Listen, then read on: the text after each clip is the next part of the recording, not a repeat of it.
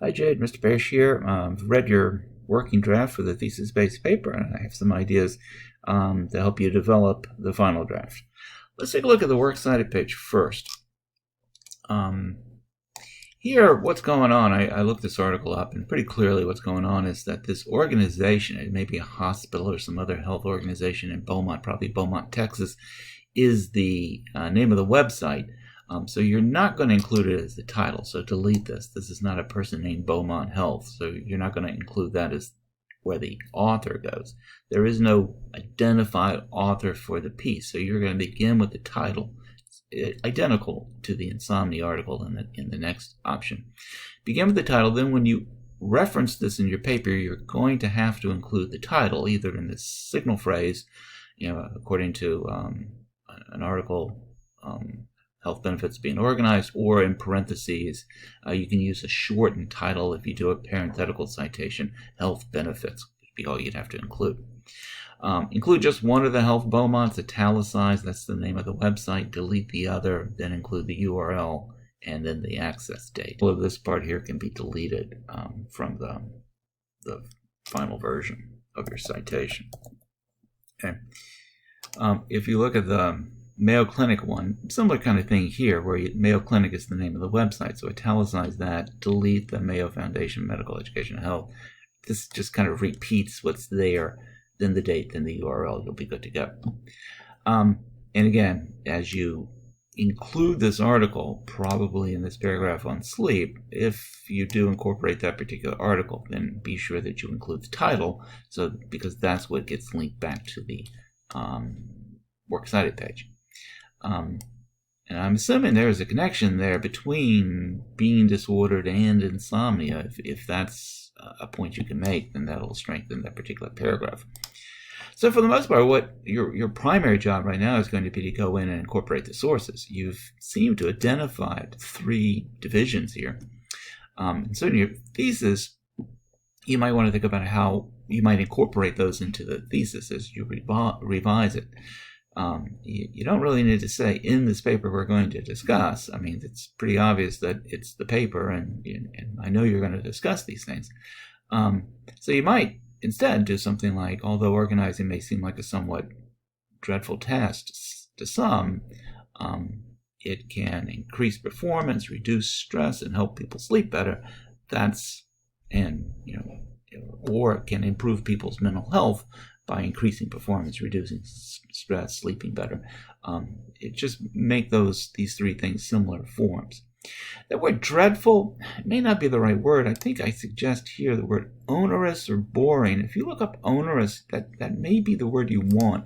Onerous is a word that kind of means difficult, and people don't look forward to it. Nobody likes to do it. So that might be the word. Dreadful probably has a more specific meaning than you need there.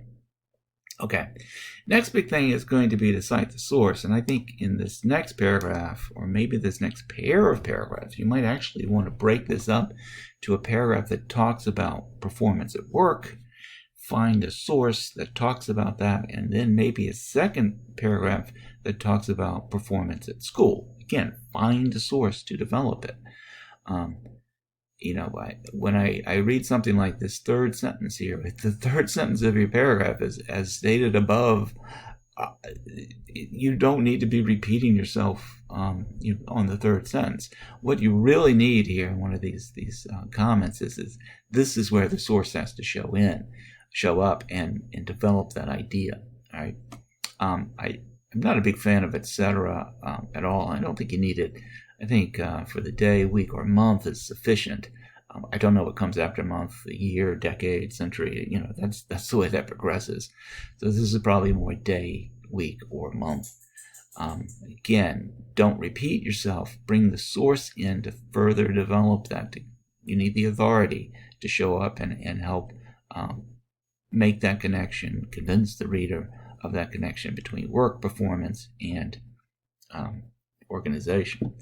I think the kind of organization students need may be somewhat different. Again, find the source. You might search organizing and school performance to find a separate source. One of the things about a paper like this is that as you go in and write these paragraphs, they become a series of mini research projects.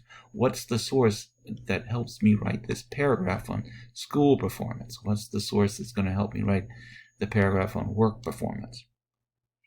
Same thing then when you get to the stress. I mean, obviously, there are going to be sources that help explain this.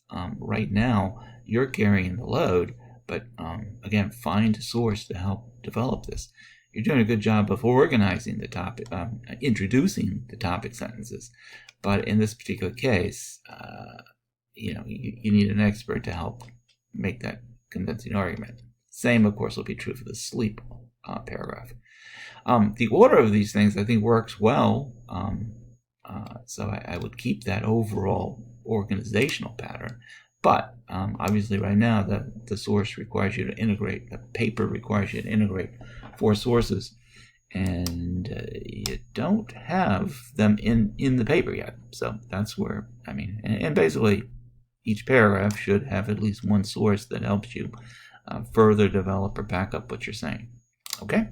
Well, I'll leave it for there. If you have any other questions, just email me. Or if you have a next working draft you want me to take a look at Monday or early Tuesday, I'd be happy to take a look at it.